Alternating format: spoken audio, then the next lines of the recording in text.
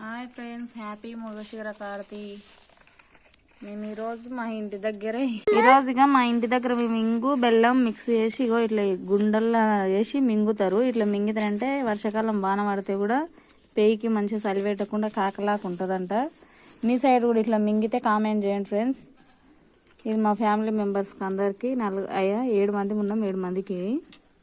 Okay bye. మరి వీటిని మింగిస్తుంటే పండ్లకు కూడా తాగకూడదు అంట. చూడండి, పండ్లు ఊసిపోతాయంట. పండ్లకు తాగకుండా మింగాలి.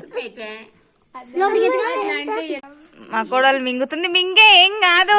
మింగు మింగు తీస్తున్నాను. మింగు నువ్వు మింగి ఇప్పుడు.